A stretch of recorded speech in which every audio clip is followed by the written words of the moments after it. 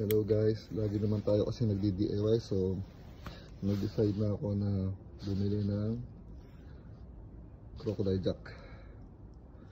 So 2 ton lang yung capacity ng gano'n ako kasi light vehicle lang naman ako.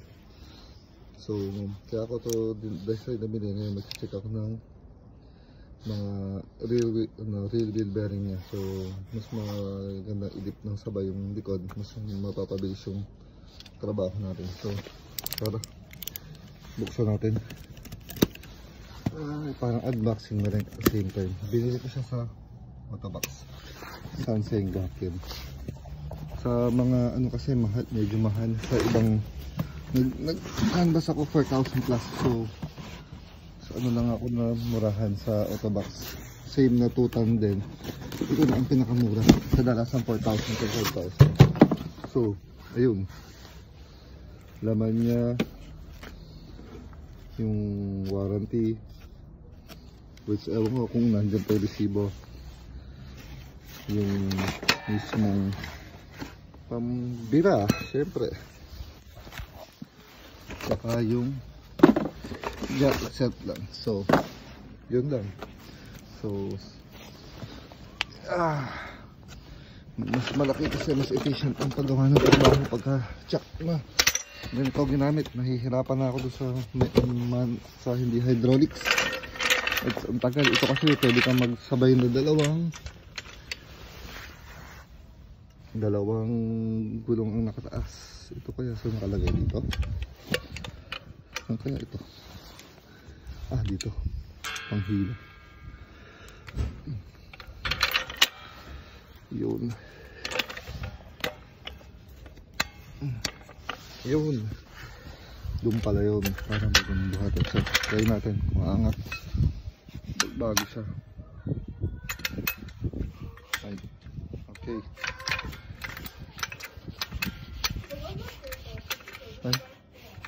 Hindi pa. So, dapat yata pit. Okay, hindi pa naka-pit.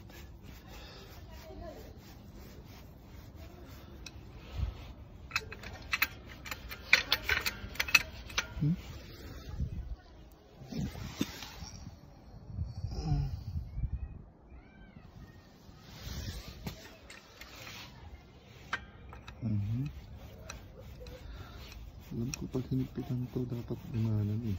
Ayun, nahigpit na. Dapat umangat na to. Pahigpit kasi ito. Ayun, okay na. Tapos pagkatapos papalabas may pressure, bababa. Okay na. Try na natin. Let's go. So naiangat na natin yung side na to. So papaikutin natin siya. Pagka medyo may unnecessary ingay siya, either yung brake nyo marami or yung wheel bearing na. Dalawang ko. Kadalasan yung 2 types na pwede natin pagdudahan. So paikutin natin.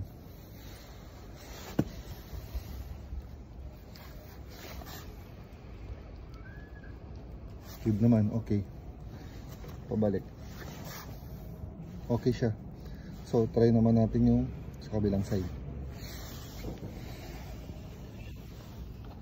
Wala, okay siya. Walang ingay. So inangat natin siya ulit. Tapos i-check natin kung walang sumasagad sa ilalim. Angat ko pa ng konti para hindi sumasagad sa ilalim. Sa kabilang side clear tayo. Dito sa kabilang side malalaman natin to kung may ingay to o wala. Lupit natin ng konti yung camera para marinig natin.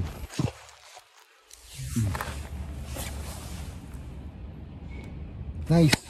So clear na tayo, walang gastos. Salamat naman. At akala ko kasi may maingay siguro. Yung umiingay na yun is yung snow tire siguro. So malalaman natin to pag nagpalit tayo ng bagong gulong at gulong na set, brand new wheels and tires. So sana mas mabawasan yung road noise. So ganun po natin i-check yung wheel bearing. First check muna sa paikutin bago natin buksan lahat, kaysa bukas tayo wala naman pala tayong makikitang problema sa loob, mapapagod lang tayo. So hope na may natutunan kayo dito. DIY is a key.